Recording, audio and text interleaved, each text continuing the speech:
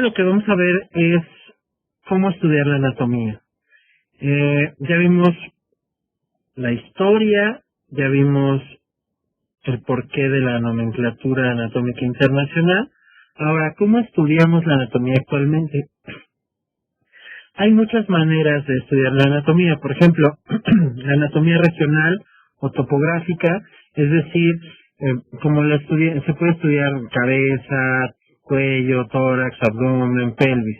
Dentro de esta anatomía regional, tengo algo que se conoce como anatomía de superficie, que es utilizar las salientes y depresiones o elementos visibles del sistema musculoesquelético que se tienen en la piel para localizar estructuras internas. Ahorita les voy a mostrar en una imagen qué es esto. Otra manera de estudiar la anatomía es la anatomía sistémica, por ejemplo, el sistema respiratorio, el sistema nervioso, cardiovascular, urogenital, etcétera. La anatomía clínica es relacionar la estructura anatómica con la función y con la relación que tiene con las patologías médicas, que eso es, yo creo que la manera más completa, divertida y menos tediosa de estudiar la anatomía. O sea, tú puedes estudiar una anatomía clásica donde se te mencionen todas las inserciones y medidas de estructuras anatómicas, y la otra es su aplicación. Por ejemplo, aquí podemos ver salientes y depresiones del cuerpo, y puedo localizar estructuras internas mediante estos salientes y depresiones óseas. O, por ejemplo, yo puedo, con estas salientes con estos salientes y depresiones, puedo estudiar estructuras internas. Por ejemplo, los anestesiólogos lo que hacen, por ejemplo, trazan, para poner un bloqueo epidural, trazan una línea en las crestas ilíacas, y entonces puedes saber más o menos a qué nivel picar, o por ejemplo la saliente de la séptima vértebra cervical, que es la más prominente, o saber que por proyección la médula espinal termina mucho antes que el canal medular, y entonces aquí es donde puedes poner bloqueo epidural, ¿no? Los anestesiólogos, para eso sería la anatomía de superficie. O por ejemplo, a nivel del ángulo esternal, que está, si ustedes sienten en la base de su cuello, tienen una horquilla o una depresión que se llama escotadura yugular o esternal, y si siguen con el dedo hacia abajo, van a sentir un chipotito. Ese chipotito se llama ángulo esternal, y por ahí pasa un plano que yo sé que por dentro hay varias cosas sucediendo anatómicamente. Se bifurca la tráquea, está el segundo y tercer estrechamiento del esófago, está el arco de la ásigos, etcétera, ¿no? Entonces eso se llama anatomía de superficie. Y bueno, pues seguir masas musculares o estructuras o salientes y depresiones de los huesos para así poder localizar estructuras internas. Si hablamos de anatomía sistémica, pues tengo diferentes sistemas que son los que, por ejemplo, las especialidades se encargan de estudiarlos, ¿no? El sistema tegumentario, es decir, la piel y los anexos, los dermatólogos. El esquelético y muscular, por ejemplo, los traumatólogos. Y el articular también. El nervioso, pues los neurólogos, ¿no? Con el sistema nervioso central, periférico, el autónomo. El sistema circulatorio, el sistema digestivo, respiratorio, todos estos son las especialidades las que se encargan de estudiarlos y analizarlos. Es otra manera de poder estudiar anatomía. Y llegamos a un término que es muy importante, que se llama posición anatómica. Lo primero que tenemos que definir, o sea, ya vimos las diferentes maneras de abordar la anatomía, pero ahora este término es básico y fundamental. ¿Qué es la posición anatómica? Es una idea. Es una idea, es decir, vive en nuestra mente, en nuestra memoria, o debe de vivir a partir de este momento, como idea, esa representación que tiene el cuerpo humano en el espacio, y es la localización espacial del cuerpo humano. Y todo, absolutamente toda descripción que yo haga al respecto del cuerpo humano tiene que basarse en esa posición, en esa idea, ¿no? En esa imagen mental que debemos de tener del cuerpo humano. Si te preguntan qué es la posición anatómica. ¿Cómo es la posición anatómica? Son con las características que tienen en la pantalla. Es decir, es una persona en bipedestación, parada, con los primeros dedos de los pies. Recuerden que tanto en la mano como en el pie, el primer dedo, o como se empieza a contar, es con el dedo pulgar, es decir, el dedo gordito. Entonces ese es el primer dedo tanto en la mano como en el pie. Entonces el primer dedo de cada pie tiene que estar de manera paralela y la persona tiene que estar en bipedestación. Tiene que tener obviamente la cabeza, ojos, dedos de los pies hacia un sentido anterior. Los miembros superiores o torácicos, miembro superior o miembro torácico es exactamente lo mismo, y miembro inferior o miembro pélvico es lo mismo. Entonces, miembro superior o miembro torácico tiene que estar colgante con las palmas en dirección anterior, es decir, en posición supina. Es decir, llevar las palmas hacia adelante se llama supinación. En otro video vamos a ver la terminología anatómica y terminología de movimiento, posición y movimiento. Y los miembros inferiores o también miembros pélvicos, recuerden, es lo mismo miembro superior que miembro torácico, miembro inferior que miembro pélvico es lo mismo. Deben estar los pies paralelos y orientados hacia adelante y la mirada hacia el horizonte, que si lo describimos de manera técnica y médica, existe un plano que se llama plano orbitomeatal, es decir, que va desde la órbita, donde está el ojo, hasta el meato, hasta el meato acústico externo, tiene que estar de manera paralela al horizonte. Es decir, cuando tú dices plano orbitomeatal paralelo al horizonte, quiere decir que estás viendo hacia el frente. También este plano tiene un nombre con epónimo. Si yo te llego en alguna clase a mencionar un epónimo, es porque es lo más común que se utilice en clínica, que, repito, no se debe de utilizar, pero es lo más común. El plano orbitomeatal significa, tiene un epónimo que se llama plano de Frankfurt. Esto de los epónimos es como les había dicho en el video previo, es un problema. Por ejemplo, dentro de los cambios en la nomenclatura anatómica, por ejemplo, se sigue utilizando mucho cúbito, ya es incorrecto. El término correcto anatómico es la ulna. Por ejemplo, siguen utilizando mucho peroné, el término es incorrecto, el término correcto es fíbula. Y el que es clásico que utilizan casi todos los médicos, y es un error garrafal en cuanto a la nomenclatura anatómica, es el ganglio linfático. Eso es un error. El término correcto es linfonodo o nódulo linfático. Ganglio linfático. Un ganglio es cuando hablas de un conjunto de neuronas. Pero si te quieres referir a sistema inmunológico, es incorrecto llamarle ganglio. O sea, hay ganglios nerviosos. Eso existe. Pero no existen los ganglios linfáticos porque los ganglios linfáticos pues no tienen neuronas, son células linfoides. Entonces, ese tipo de errores los cometen mucho y aparte es difícil transformar la mentalidad del médico, sobre todo cuando no entiende el por qué no se deben de utilizar estos nombres. Entonces, como les digo, la posición anatómica es fundamental y puede ser que, no sé, si trabajas en el INCIFO, ¿no? Que el Instituto de Ciencias Forenses, y te entregan un costal lleno de partes de un cuerpo humano porque se aventó a las vías del metro o del tren, o te llega a tu consultorio una contorsionista toda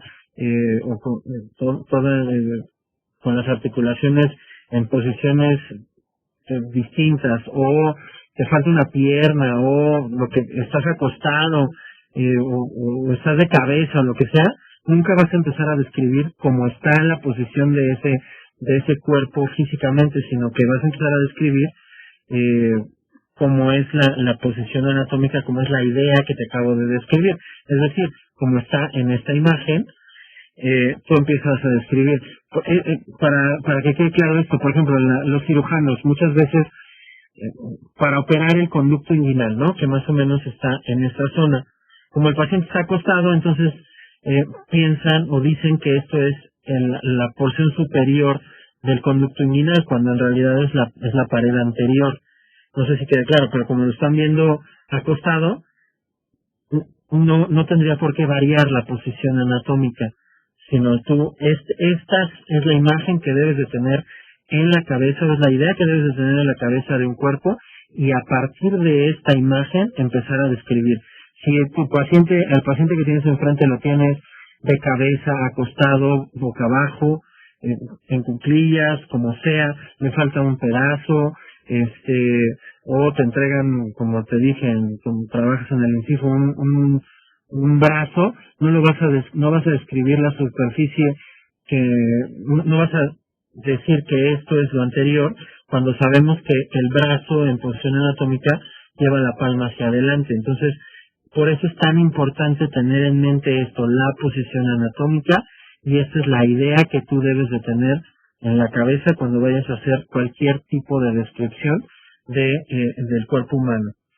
Y con base en esta descripción, o en esta posición anatómica, de ahí sale otro concepto que se llama el sujeto anatómico. Una cosa es la posición anatómica y otra es el sujeto anatómico.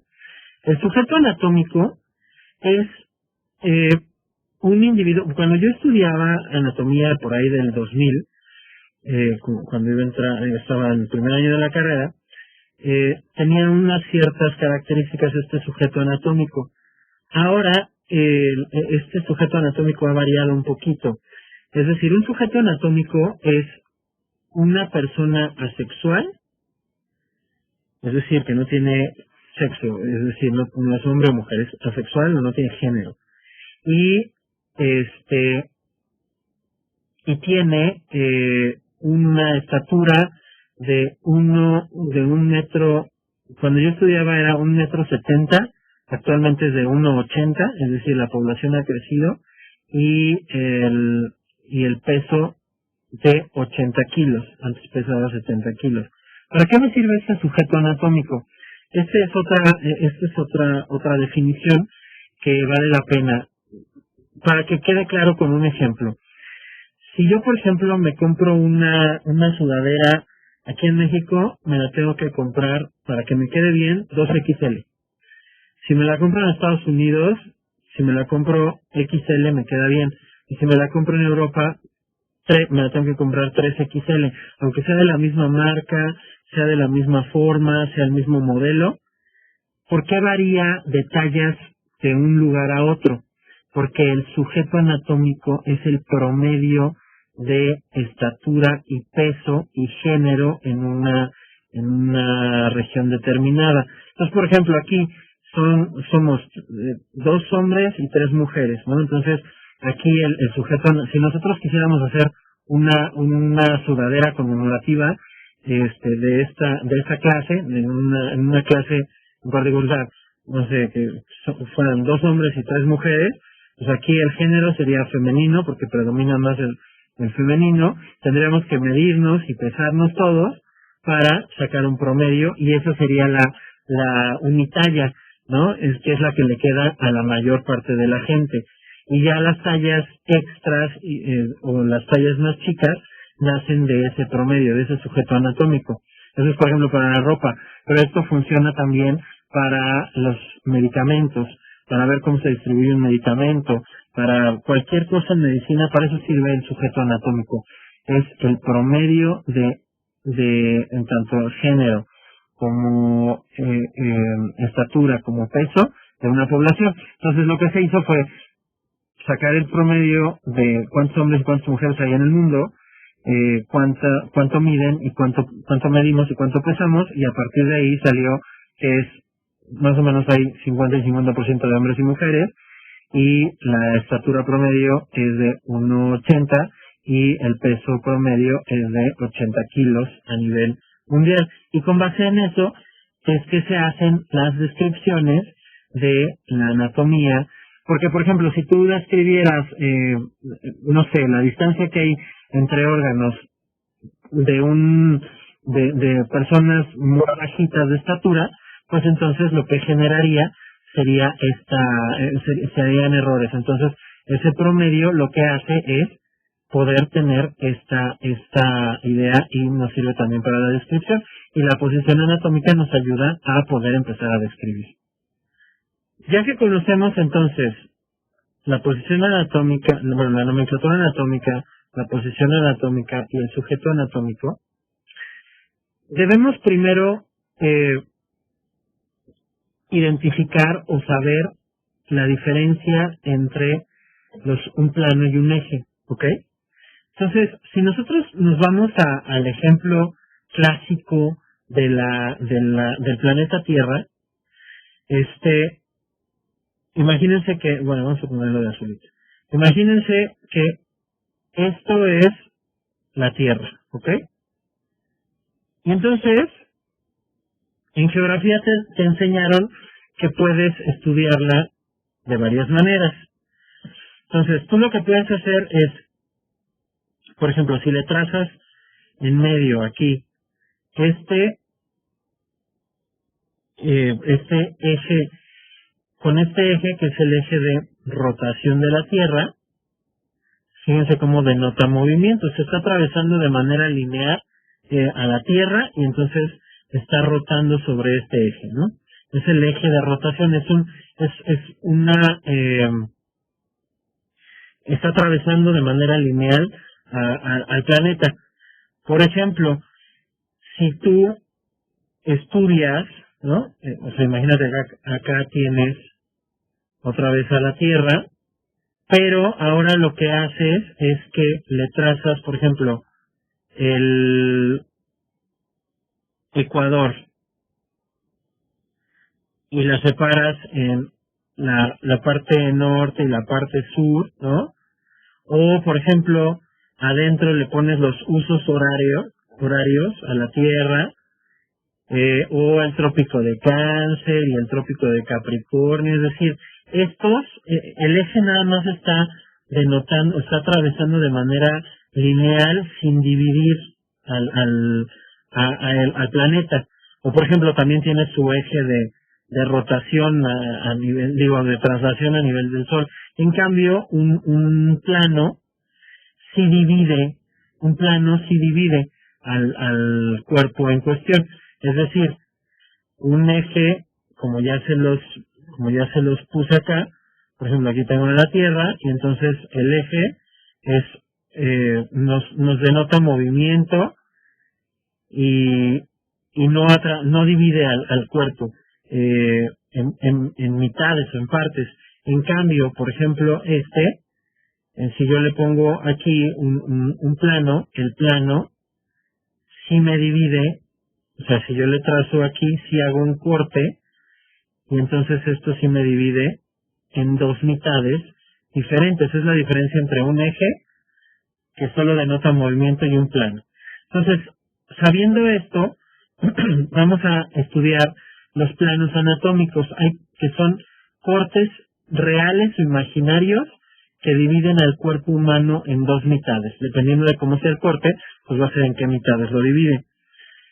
¿Por qué real e imaginario? Porque, bueno, en un cadáver sí podemos hacer cortes reales, o en personas que vamos a amputar, por ejemplo, en una cirugía.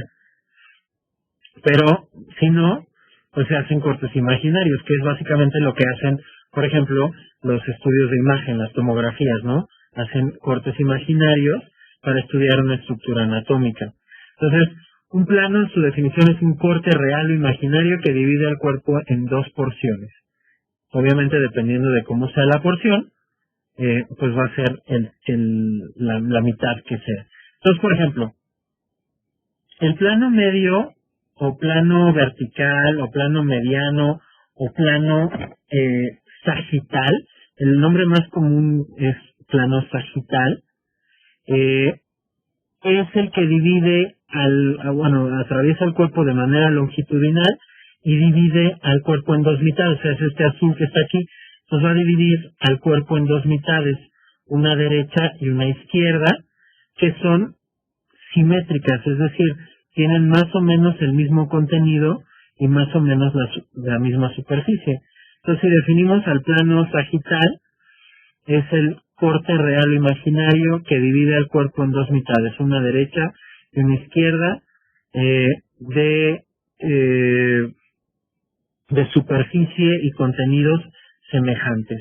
Y los que no está, los planos que dividen al cuerpo, o sea, como este azul, que lo divide exactamente a la mitad, pero si hay otros que tienen la misma dirección, pero lo están dividiendo hacia los lados, o sea, por ejemplo, en vez de estar exactamente en el centro, ahora lo divide pues más para acá, va a seguir dividiendo el cuerpo en dos mitades, pero ahora este lado, esta superficie crece y esto es más pequeña. Entonces, a estos planos que dividen el cuerpo en dos mitades, una derecha y una izquierda, pero de superficie y contenidos diferentes, se les llaman planos parasagitales. Ese es el plano medio o sagital y los parasagitales.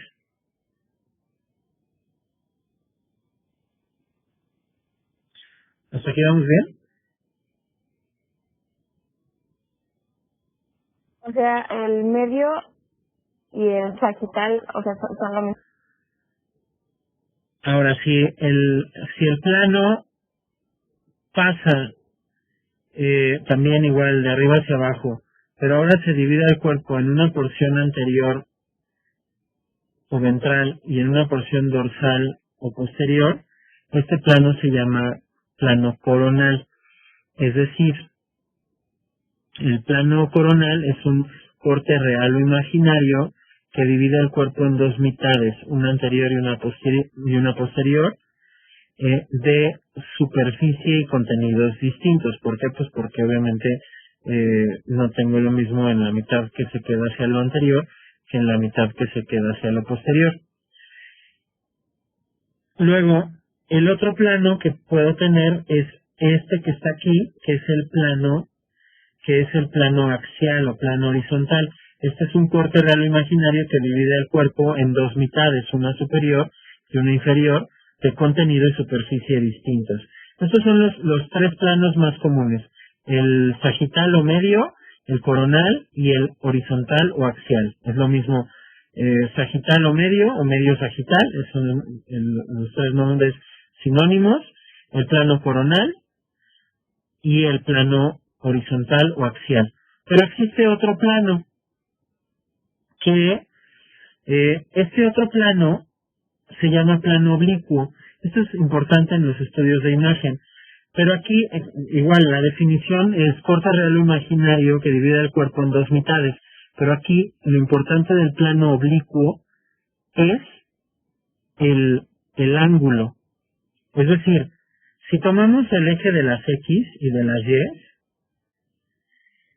si el plano está cortando, y bueno, más o menos ponemos el marcador a los 45 grados, más o menos por aquí. O sea, imagínate que tengo un cuerpo aquí de frente, y tengo estos ejes. Entonces, este sería el plano axial o horizontal, y este sería el plano sagital, el plano medio sagital. Entonces, si el corte está pasando a 90 grados, pues se convertiría en un plano sagital. Si pasara a 0 grados, se convertiría en un plano o corte horizontal. Entonces, aquí lo que importa es la angulación. Entonces, si es de 1 a 44 grados, las mitades que dividiría sería una mitad superior y una mitad inferior.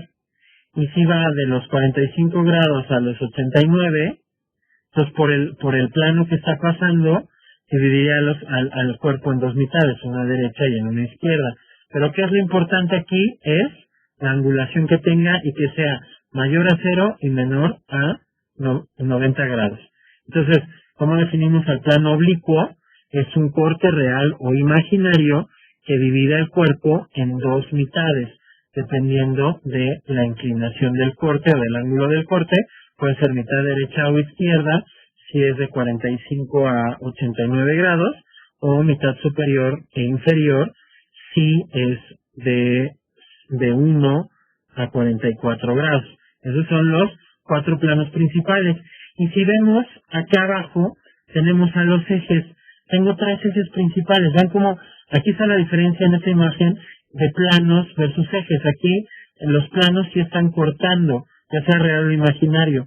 Y el eje atraviesa el cuerpo, pero de manera lineal. Los ejes son muy importantes para describir, por ejemplo, para describir estudios de imagen, por dónde pasa un rayo X, por ejemplo, en el cuerpo, en qué dirección pasó, o cómo se mueve una articulación. En anatomía sirve para ver cómo se mueve una articulación. Entonces, vamos a ver que en cuanto a ejes, por ejemplo, tengo un eje transversal, tengo un eje vertical o longitudinal, y tengo un eje anteroposterior o posteroanterior, como lo quiera ver. Entonces, ¿cuáles son los planos que tengo? Son cortes. Los ejes son los que atraviesan de manera lineal el cuerpo y denotan movimiento. ¿Cuáles son los 4 planos principales? El medio o sagital, el coronal, el horizontal y el oblicuo. ¿Y cuáles son los 3 ejes principales? El transversal, el longitudinal y el eje anteroposterior o posteroanterior, dependiendo de cómo pase cómo pasa este corte o este atraveso. Es como si un plano es como si te atravesara como una cuchilla, como las cuchillas que atraviesan así como los magos, o si te dieran un hachazo, un espadazo y te cortan, y el eje es como si te clavaran una vara y te moviera, ¿no? Imagínate cuando hacías tus maquetas de el eje de rotación de la Tierra, pues le clavabas una varilla y ya lo hacías rodar con eso, ¿no? Entonces, es la diferencia entre un eje y un plano.